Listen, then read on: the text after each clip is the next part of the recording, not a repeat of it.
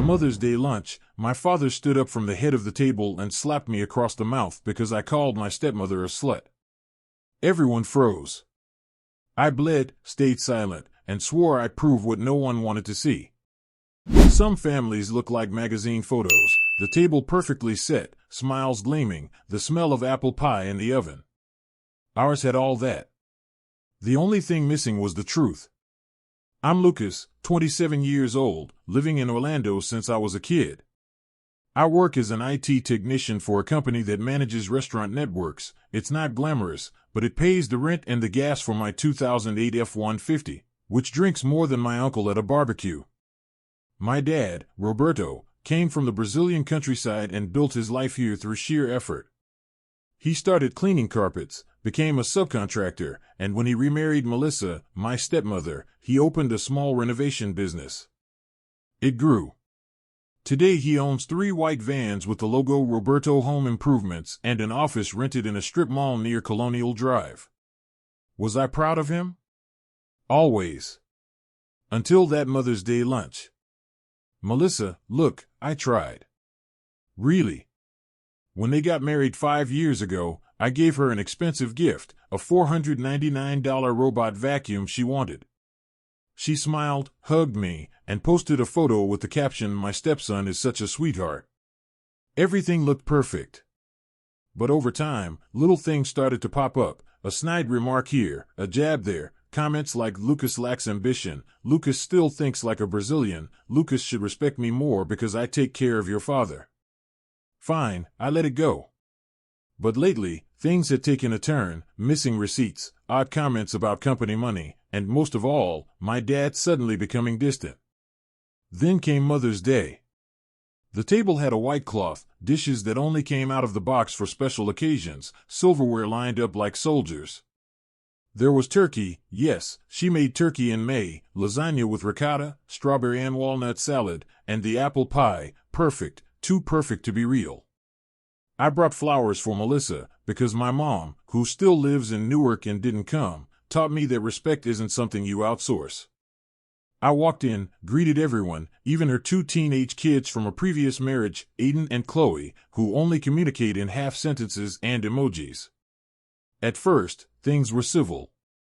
Dad talked about a new contract with a condo in Lake Nona, Melissa laughed too loudly at her own jokes, and the family was in that "we're Americanized but with Brazilian spice" vibe. The tension began when Melissa started questioning my life like she was interviewing a trainee. "So, Lucas, when are you going to think about doing an MBA? Do you know how much a project manager makes? $120,000 and up." I swallowed it. "I'm focused on getting some network certifications, Mel." She tilted her head, smiling. "Certifications are like stickers on a car, right? They look cute, but they don't make it go any faster." My father laughed. Not his usual laugh, a short, complicit one. That hit hard. I took a breath, grabbed some water, stared at the table. That's when Melissa decided to make a toast. To the mothers of this house.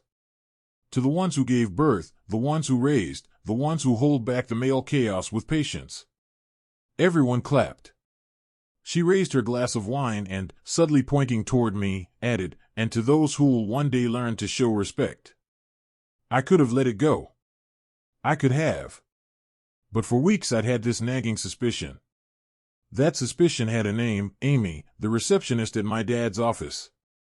I had stopped by 2 days earlier to fix a router and overheard, because thin doors are invitations, a conversation between Melissa and someone on speakerphone, "So you'll pass the budget as materials and I'll sign."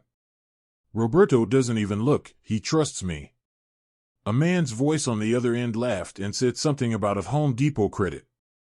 My stomach twisted. Instead of confronting my dad right then, I decided to gather more pieces.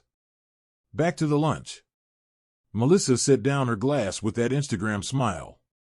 I said, calmly, or thought I was calm, "Respect goes both ways." She raised an eyebrow. "Of course. You can start by showing some." Silence. The air conditioner hummed. My dad crossed his arms, already wearing that look that said he was ready to cut me off. And me, with the cowardly courage of someone cornered, blurted out, hard to respect, a slut. The word came out before I finished thinking. Fast, ugly, filthy. I watched the scene slow down. My dad shot up so fast the chair scraped the floor.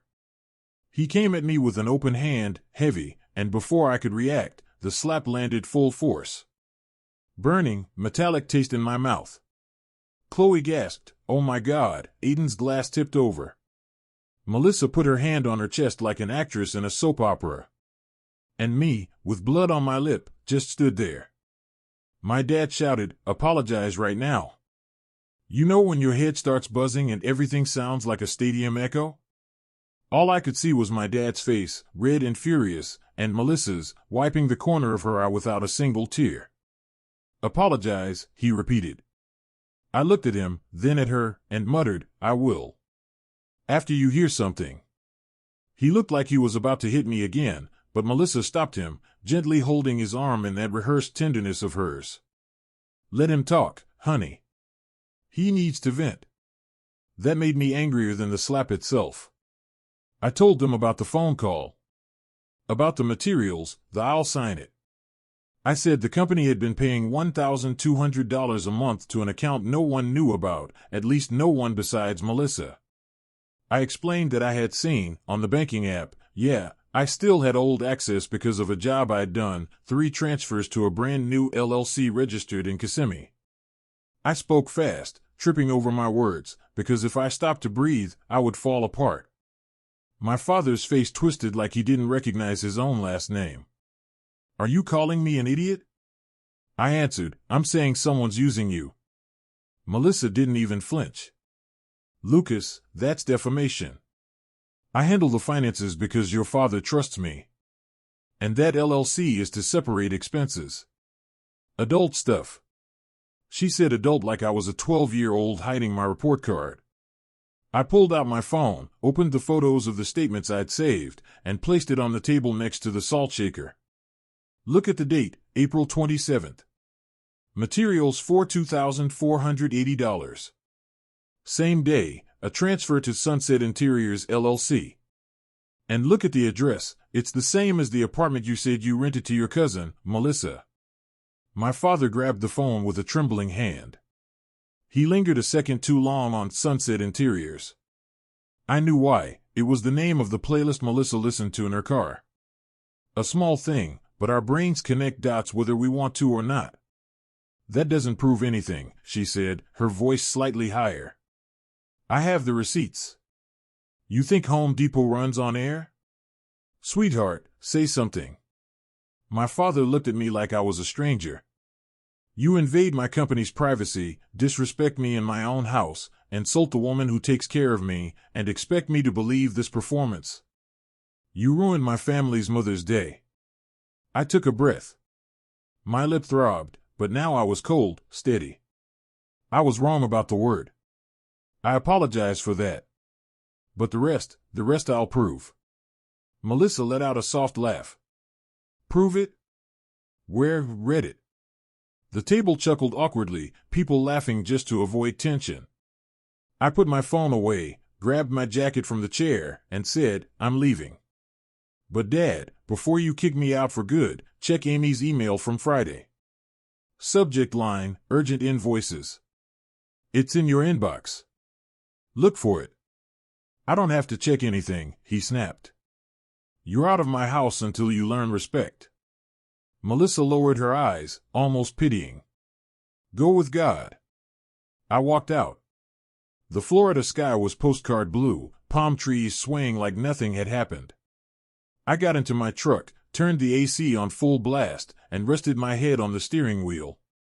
The slap burned. But what burned more was the feeling that I'd just lost my father. I could have exploded right there, but I made another choice. If I was going to burn, it'd be with proof. I opened my laptop on the passenger seat, connected to my phone's hotspot, and logged into my email.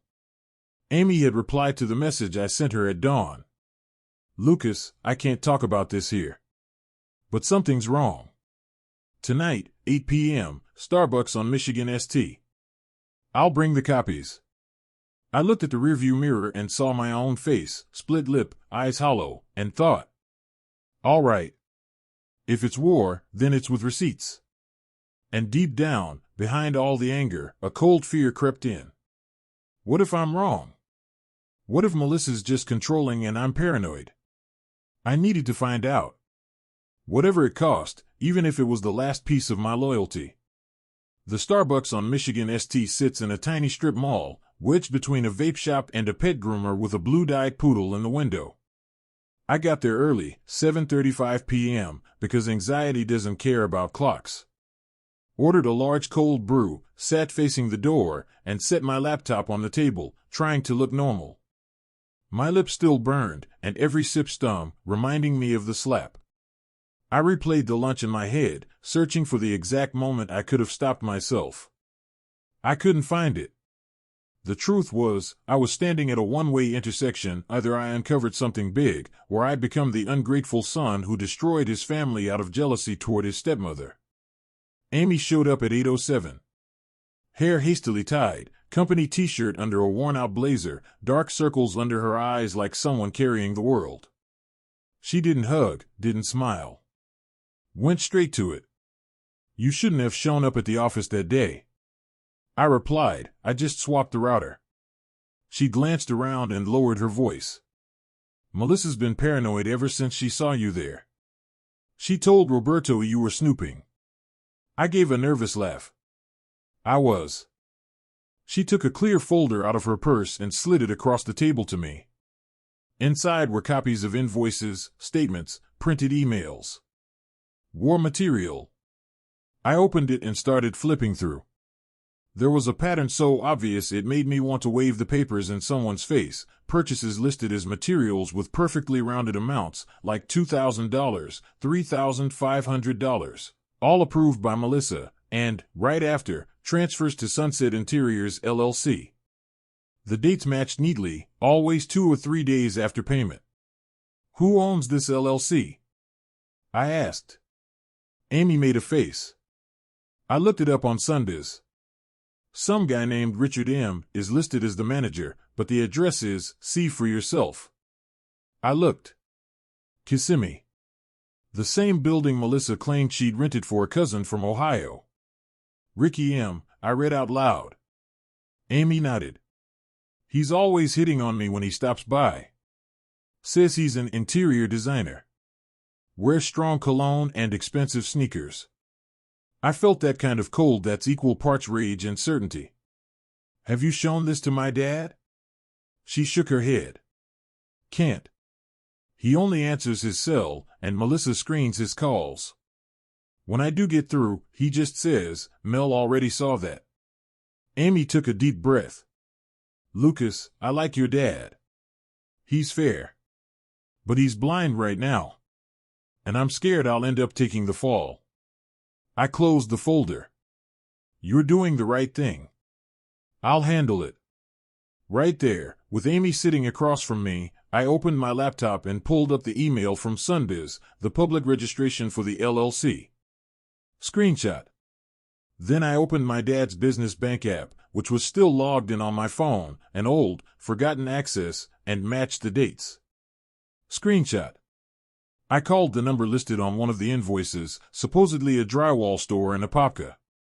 A man with a gravelly, radio-style voice answered, Drywall Solutions, how can I help? I used my most formal English, the one that tastes awkward in my mouth.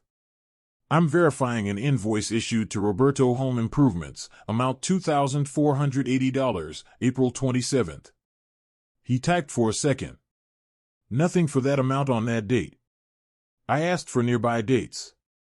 Nothing under that name. I thanked him and hung up slowly, feeling a mix of triumph and disgust. Fraud looks bad on paper, but when you actually hear the words nothing found from the other end, it hits differently. Amy looked tense. What now? A plan was forming. First, I'm going to the Home Depot Pro Desk tomorrow. They keep purchase histories by business account and card. I want to see what was really bought. Then, I'm driving to Kissimmee. Her eyes widened. You're going to confront Melissa? I smiled without humor. I'm going to confront the truth. If she's there, fine. If not, I'll take photos of whatever I find. Before we left, my phone buzzed. It was my dad. Where are you? No hello. I answered, out. He shot back, Melissa's crying. You trying to destroy our family? That cut deeper than the slap. I'm not trying to destroy anything, Dad. I'm trying to protect you. Check Amy's email. He huffed. Melissa says that receptionist is jealous. She wants your spot. I almost laughed. What spot? I'm an IT tech. She's a receptionist. What kind of promotion is that, Dad? Silence. Then his tone softened. Come back and apologize. I swallowed hard. When you look at the papers, I'll come. I already said I was wrong about the word. But about the rest, I'm not. He hung up.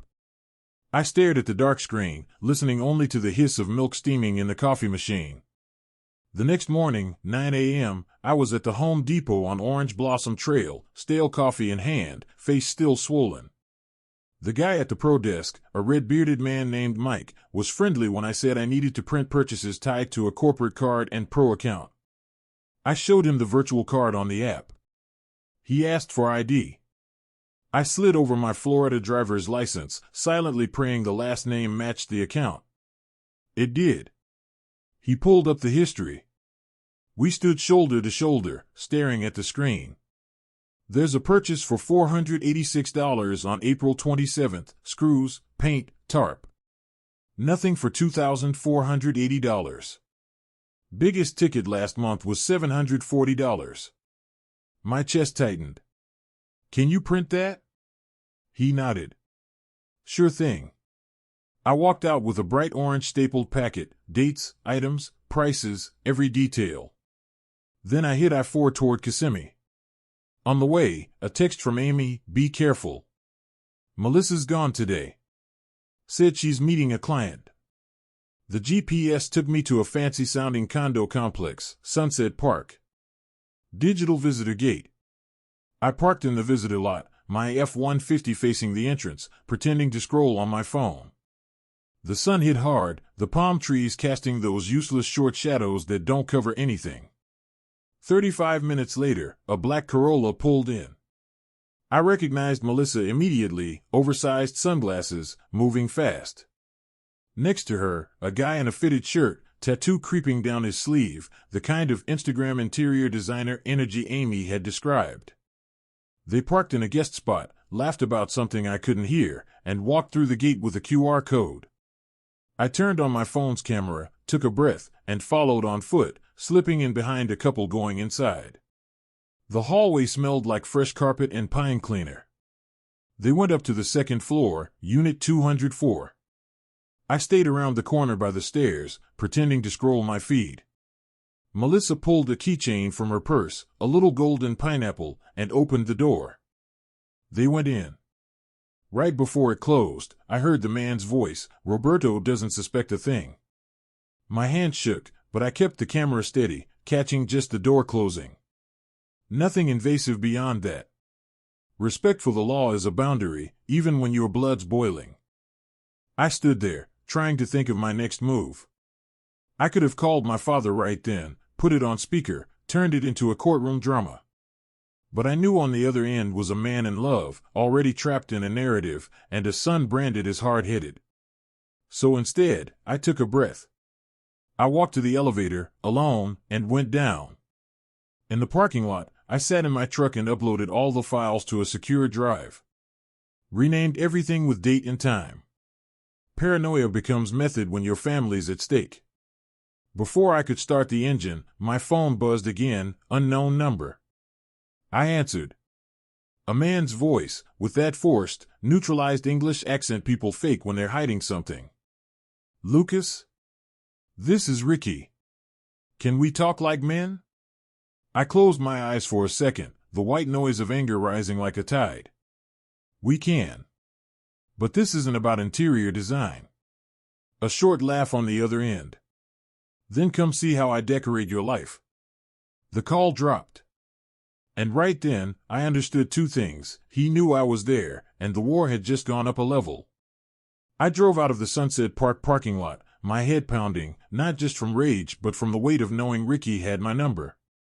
That meant one of two things: either Melissa gave it to him, or he'd found it another way.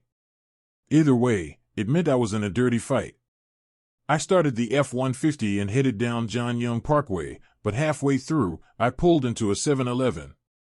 I needed air and a plan before I did something stupid. I bought a Gatorade and sat at one of those round tables by the window, watching life go by. My phone buzzed again, a message from Amy. Amy, Ricky came to the office. Talked to Melissa and stayed locked in with her for about 15 minutes. Then they left together. I exhaled slowly. Okay, so they're not even pretending anymore. I texted back. Keep that in mind. If you can, note the time and who saw them.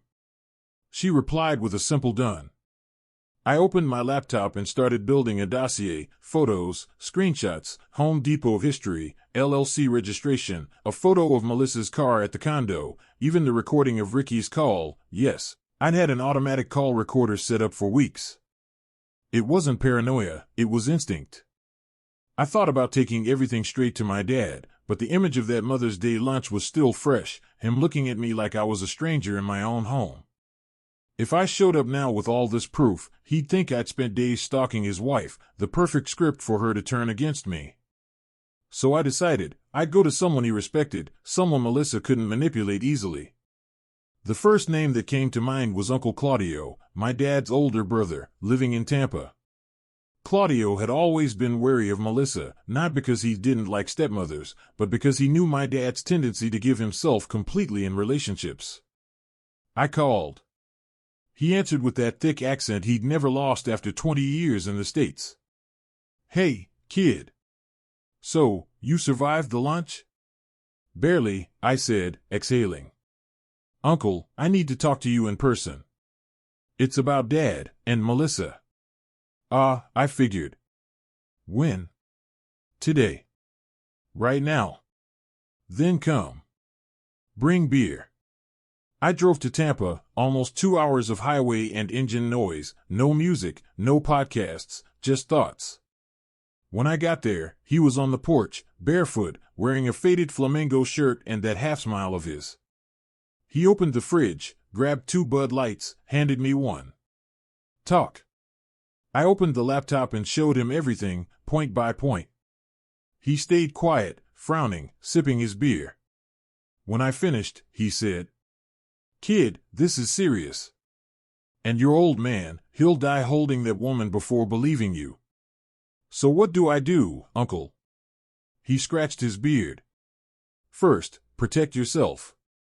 Those two look ready to flip the story on you. Second, take this to the company's lawyer, not to your dad. The lawyer's job is to protect the business, not the marriage. That made perfect sense. My dad's lawyer, Daniel Brooks, bald, methodical, American, handled everything: contracts, taxes, license renewals. And unlike my father, he didn't make decisions from the heart. I left Tampa with a plan: meet Daniel, show him the dossier, and let him decide the next legal move. But halfway down the highway, my phone rang again. Known number, Dad. Lucas, we need to talk. His voice was different, quieter. About what? About what you've been saying around. Melissa showed me your messages with Amy, saying she's stealing money. My stomach dropped. How did she see those messages? Amy left her computer unlocked. A blatant lie, and we both knew it. Dad, if you believe that, there's nothing for us to talk about. Silence. So that's it? You against me?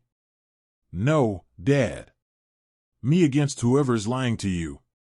He sighed, tired. Tomorrow. 8 a.m. At the office.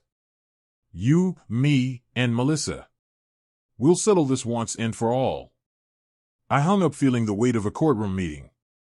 And I knew it wasn't going to be fair. Melissa would control the tone, my father would be closed off, and I'd have to drop the bomb all at once. But there was one detail: if I revealed everything carelessly, I could compromise Amy and even Mike from Home Depot. So I spent the rest of the night separating the evidence into what would be enough to open my dad's eyes without burning the people who had helped me. At 3 in the morning, when I finally closed the laptop, I got another message from an unknown number. Tomorrow will be fun. Wear something nice. Signed, Ricky. I stared at the screen lit up in the dark of the bedroom, thinking this was no longer just about money or pride. It was psychological warfare. And I had no idea how far they were willing to go. I woke up before the alarm, around 5:30 a.m. My body was tired, but my mind was already in combat mode. I showered, put on a blue polo and jeans, not too formal, not sloppy, and clipped the dossier into a black folder with an elastic band. Before leaving, I checked 3 times that the flash drive with the files was in my pocket. My dad's office sits in a modest strip mall with glass fronts and white blinds. I arrived at 7:50 and stayed in the car, watching. Melissa was already there, my dad's truck in the front spot, and, of course, a black Corolla parked crooked, Ricky's. My stomach turned. At 8:02 I went inside. The smell of cheap coffee and sawdust mixed with strong air conditioning. My father was behind his desk, arms crossed, and Melissa sat to the side, legs crossed, with that practiced way of looking in control. Ricky leaned against the wall, smiling, as if he were a VIP spectator. "Sit, Lucas," my dad said without standing. I sat, keeping the folder on my lap. "So," Melissa began, "you've been spreading that I steal from the company. Repeat that here, looking your father in the eyes." I opened the folder and laid 3 sheets on the table, a Sunbiz print of the LLC, a bank statement showing the transfers, and the Home Depot list that showed purchases much smaller than the invoices. "It's not spreading. I'm showing facts. It's all here." My dad grabbed the papers, skimmed them, and handed them back as if they were supermarket flyers. "That doesn't prove anything." "Dad, look at the dates. They match." "So what?" Melissa already explained. "It's an account for design services she outsources. For a guy named Ricky M., who's in this room," I said, looking at the designer, who flashed a smile. Melissa took my father's hand. "Love, see? He's obsessed with me. It's sick." Ricky stepped forward. "Lucas, you don't like me because I'm friends with Melissa. But business is business." I inhaled deeply. "Then let's do this. Call the company accountant right now and ask if he knew about this LLC." My father shook his head. "I don't need to call anyone." That's when I realized I wasn't going to win there, in that arena. The room was set up like a trap, Melissa as the victim, Ricky as the witness, and my father as the judge already convinced. If I pushed, I'd become the hysterical attacker. I put the papers away slowly and stood up. "Okay, Dad. But before I leave, let me be clear, I'm not stopping. If you want to cut ties with me, that's your choice. But if this company sinks, it won't be because of me." Melissa snorted softly. "Go, Lucas. You have nothing." I was already heading for the door when Daniel Brooks, the lawyer, walked in without knocking. Tall, bald, wearing a light gray suit. "Good morning. What's going on here?" he asked, taking in the scene. My father tried to downplay it. "Just a family misunderstanding." But I saw an opening. "Daniel, do you have 5 minutes? I want to show you some things about the company's payments." He looked at me, then at my father. "If it's about the company, I need to hear it." Melissa shifted in her chair, uncomfortable. Ricky looked at his phone. My father sighed. "Fine. 5 minutes." I opened the laptop, connected to the office Wi-Fi, and showed the sequence: fake invoices, transfers, and the LLC registration. Daniel didn't react emotionally, he just wrote notes in a pad. When I finished, he said, "Roberto, I'll need access to the accounts and the original invoices." This is serious. Melissa hurriedly offered. I can provide them. Daniel raised a hand. No, Melissa. I need to get them straight from the bank and the accountant. The silence that followed was heavy. My father wasn't looking at anyone. All right, Daniel. Do what you have to do. I left the room feeling a mix of relief and apprehension. I pierced the bubble, but I knew Melissa wouldn't let it go quietly. In the parking lot, as I put the folder on the truck seat, my phone buzzed. Message from unknown number, you poked a hornet's nest. Now you'll feel it. I scanned around for any parked car watching me. Nothing. But the message was clear, they were going to retaliate. I started the engine and, in the rearview mirror, saw Melissa standing in the office doorway, staring at me with a cold smile. That's when I realized this war wasn't just about money, it was about survival. I left the parking lot with that cold smile of Melissa stuck in my head like an impossible sticker to peel off. The F-150's engine sounded louder, heavier, as if even the truck had felt the mood from the meeting. I turned the radio on just to break the silence, but every song sounded out of place, almost ironic. On the way home, the phone rang. It was Uncle Claudio. Hey, kid. How did it go? A performance, I answered. Melissa playing Saint, Ricky the innocent friend, my dad the bought judge. But Daniel was there. The lawyer? Yep. And he bit the bait. He asked for direct access to the accounts. My uncle let out a short laugh. She'll panic then. Be careful, kid. When someone like her is cornered, she gets dangerous. I got home and went straight to my laptop. My goal now was to get ahead of them. Melissa wouldn't sit idle while Daniel dug through the accounts, she would try to shape the narrative. So I decided to prepare my own plan B in case everything turned against me. I spent the afternoon reviewing every piece of evidence, organizing it by date, amount, and origin. I created a Google Drive folder with an innocent name, Project Networking, and shared it only with a secondary email of mine. Everything encrypted, but easy to access if I needed to send it to the local press or even the police. It wasn't the path I wanted, but it was good to have a bomb ready in my pocket. Around 5 p.m., Amy called. Lucas, are you sitting down? I am. Melissa stopped by the accounting office before lunch. She left with a thick envelope and didn't let anyone see. I bet she's going to try to adjust the numbers before Daniel asks. There's more. Ricky came to reception and asked about your license plate. My blood ran cold. He doesn't have to know that. Yeah. I'm telling you so you stay alert. After I hung up, I looked out the window. A black sedan was parked across the street. It had been there at least half an hour, engine off. You couldn't see the driver's face because of the windshield's reflection. I waited a few more minutes, pretending to be on my phone, and the car pulled away slowly. I decided not to take chances. I threw a backpack with clothes into the back seat and went to Uncle Claudio's house in Tampa. On the way, I messaged Amy, if something happens to me, open the drive and send it to Daniel. She replied only with an okay and a lightning emoji. I arrived in Tampa at night. My uncle opened the door with a Heineken in hand. You look like you saw a ghost. I think the ghost is following me, I said, tossing the backpack on the couch. We sat on the porch. I told him about the car, about Ricky asking my plate, and about Melissa messing with the accountant.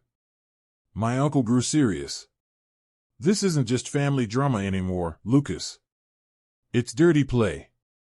You need to protect yourself for real. I'm trying. No. I mean legally protect yourself. Tomorrow we'll go to a friend of mine at the police station.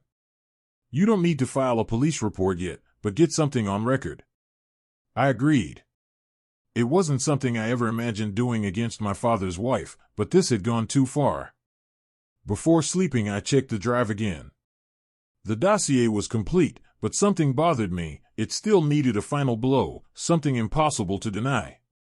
Then, lying on the couch, I remembered Melissa's little golden pineapple keychain. I'd seen that before, not at the condo, but in an old Instagram photo of hers taken inside an apartment overlooking a lake. A lake I knew. I opened Google Maps, looked up Sunset Park, and zoomed in. There was that lake at the back. The same as the one in that photo from 2 years earlier. Melissa had access to that place long before the supposed cousin appeared. My heart raced. That could be the missing link. But to confirm it, I'd have to get into the condo again and get closer. And honestly, something told me this time it wouldn't be as simple as tailing a couple through the gate. But if I wanted to turn the game around, I was going to have to take that risk. I woke up at Uncle Claudio's place with sunlight cutting through the blinds and that strong smell of coffee he brewed in a cloth strainer.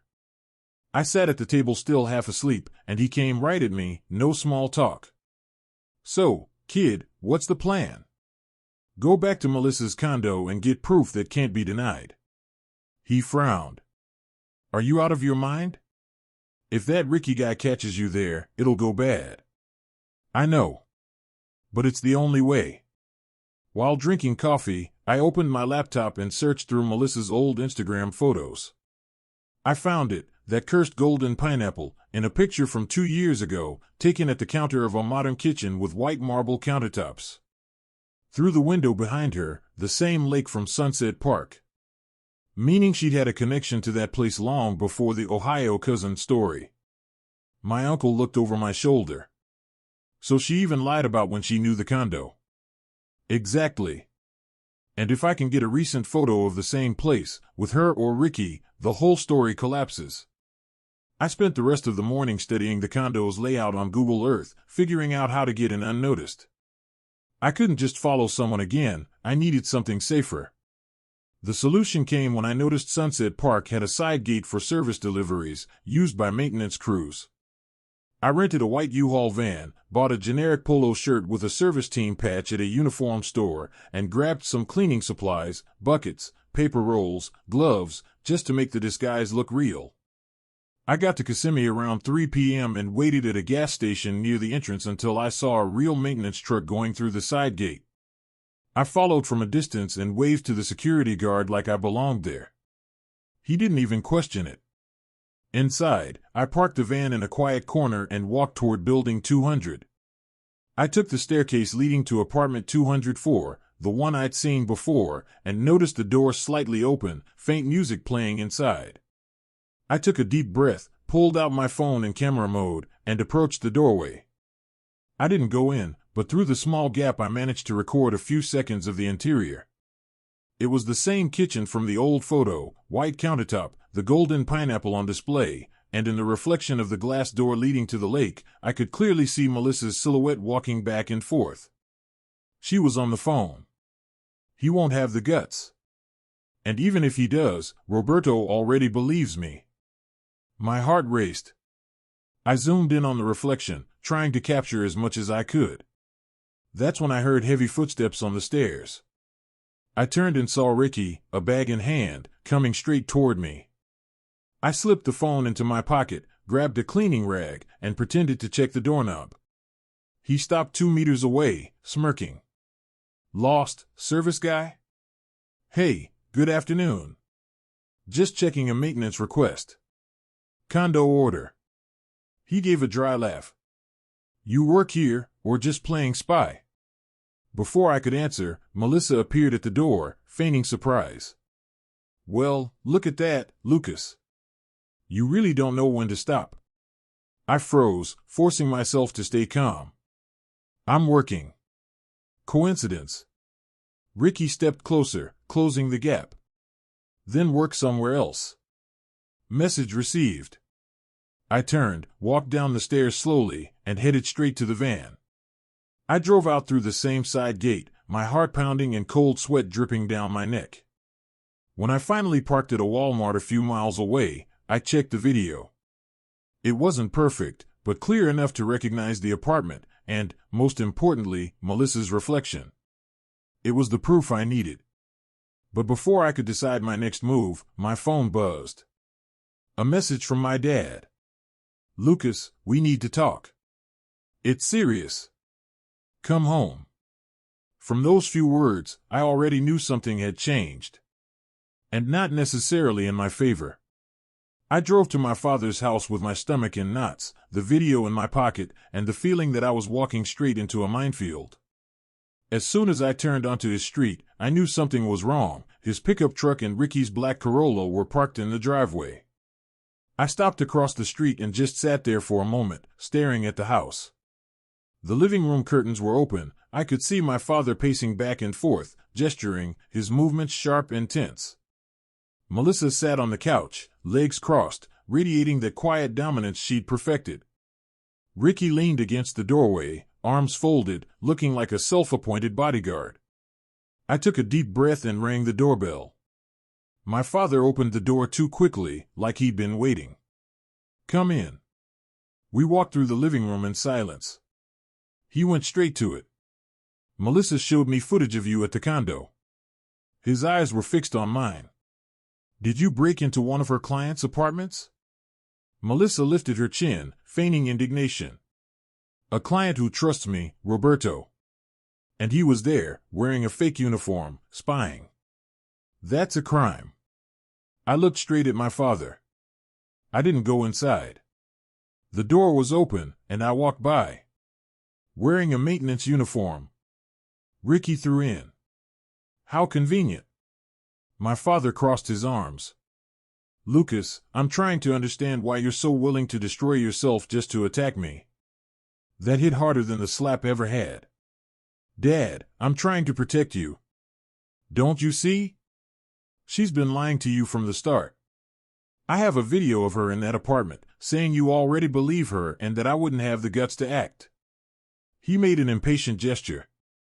"Show me." I pulled out my phone, opened the video, and handed it over. He watched it in silence. When it ended, he exhaled heavily. "This doesn't prove anything except that you're obsessed." Melissa put a hand on his shoulder. "Honey, I don't know what else to do. I'm scared of your son." Ricky smirked. "Maybe it's time to keep him away for good." My father nodded slowly, like a man arriving at a conclusion he'd been guided toward.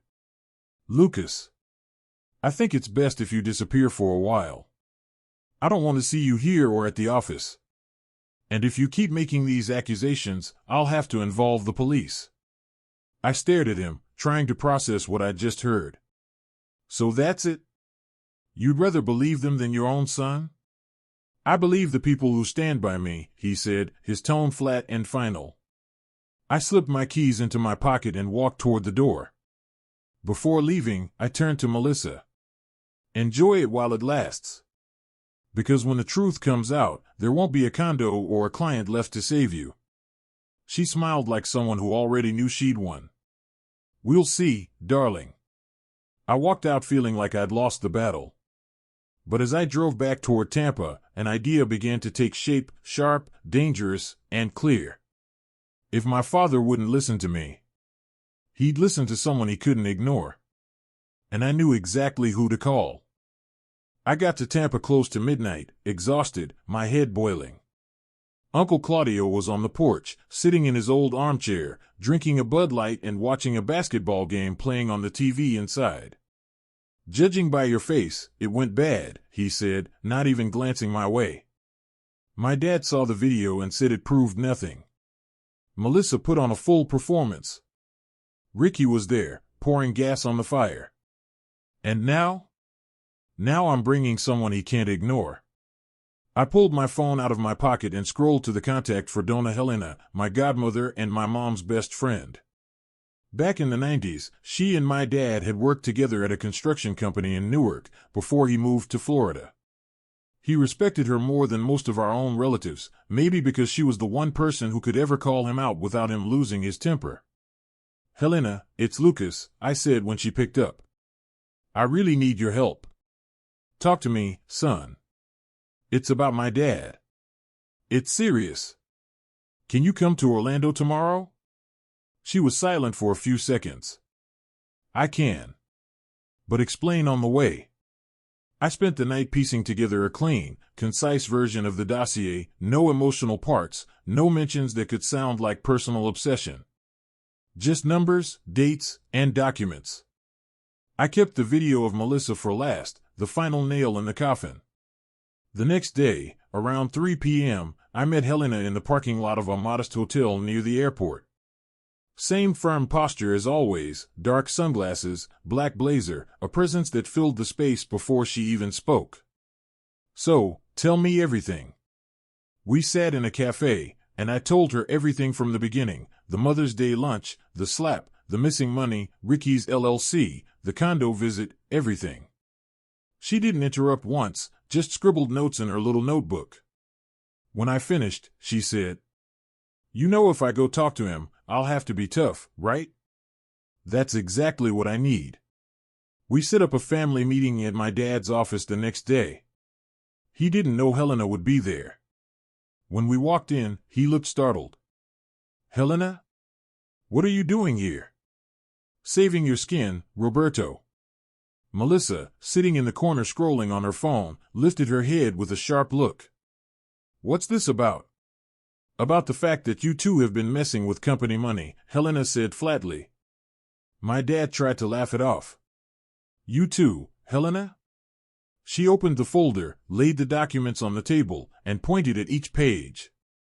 "Transfers, the LLC, fake invoices. I know your work, Roberto. This isn't you." Melissa crossed her arms. "This is an invasion of privacy." "This is fraud, sweetheart," Helena snapped. "And fraud lands you in jail." The air thickened. Ricky wasn't there, but I could tell from the way Melissa typed on her phone that she was messaging him. My father looked torn, his eyes darting back and forth between us. Finally, he spoke. "I'll talk to Daniel." "No," Helena corrected. "You'll talk to the bank and the accountant. And you'll do it today." Melissa tried to argue, but my dad raised his hand. "Enough." For the first time, he looked at her with something other than trust. Maybe it was doubt. Maybe fear. "Helena, give me a few hours. I need to think." "Think fast," she replied.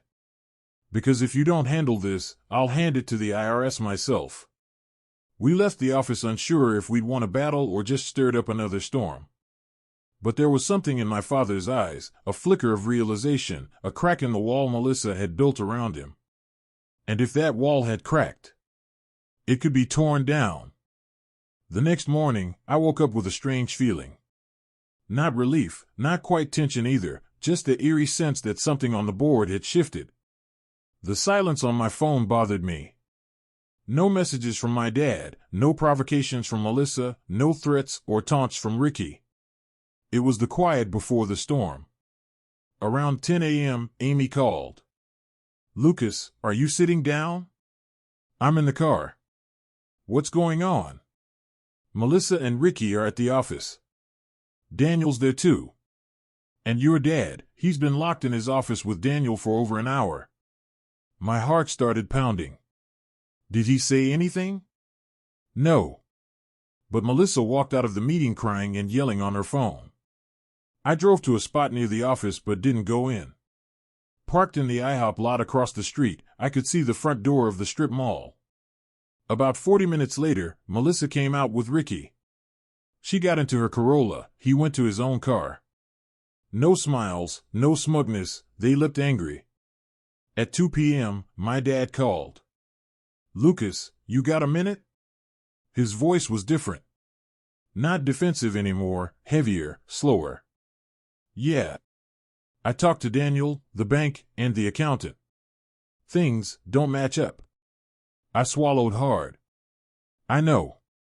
Melissa's not coming back home." I stayed silent, letting him keep talking. "Ricky, yeah, he was taking a cut." I feel like an idiot. It was strange hearing that from him. Part of me wanted to say, "I told you so." Another part just wanted to hold on to the moment.